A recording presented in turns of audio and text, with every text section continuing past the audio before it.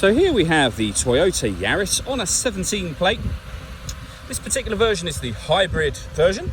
I'm going to start off by showing you around the outside of the car, and then we'll hop in and run through some controls on the inside. From the outside, you can see it's a 5-door car with alloy wheels and tinted windows. Let's start off inside the boot and then work our way around the rest of the car from there. So as we approach the back of the car, you can see we have plenty of boot space. There's a 60-40 split folding rear seat as well, so you can increase this space further should you wish to. Okay, so we're just going to work our way back round to the front of the car, and then we'll hop in and run through some controls on the inside. And now that we've done a full circle of it, you can see it's in excellent condition the whole way round.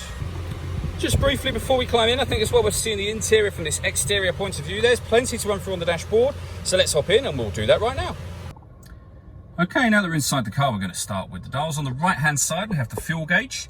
In the middle, we have the speedometer, and on the left, we have the gauge that will let you know whether the motors are charging, whether you're driving in eco mode, so electrically really, and whether you're using the power band, so the engine for the car. Over on the right-hand side with the fuel gauge, you'll see it says EV and ready. That's letting you know that the car is actually running right now, but that we are in electric mode. The EV means, or is showing us that we are in electric mode. In the dead center there, you can see the total miles for this car, which are 11,395. If we back out to the steering wheel, we have stereo controls and phone controls, as well as cruise control underneath there. The phone controls can only be used after you've paired the phone, which is done over on the touchscreen in the center here. This is also where, of course, you will find your music options, which are AM, FM, and DAB radio. You can stream your music wirelessly via Bluetooth audio.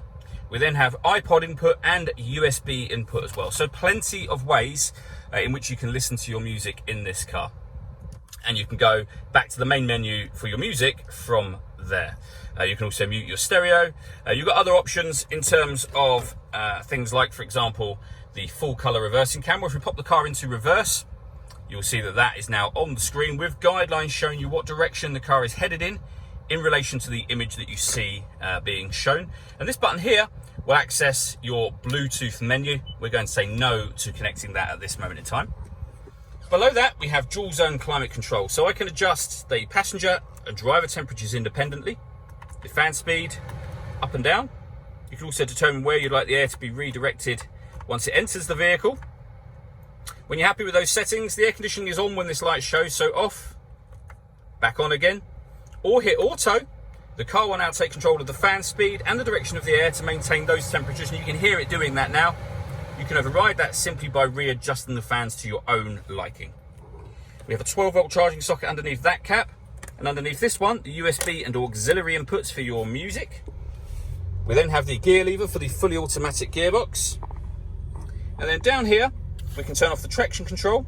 We can put the car in eco mode, and this button here will force the car into EV mode. Funnily enough, the car engine has just started up, as you may have heard. So the EV has now disappeared from up there. If we press the EV button, it may or may not have enough charge, but I'll give it a push.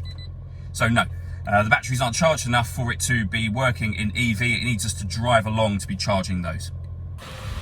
All that leaves me to say is thank you for taking the time to watch this video. If you'd like to come and see the car in person and have a test drive, please feel free to call any of our MJA sites. We'd love to hear from you soon.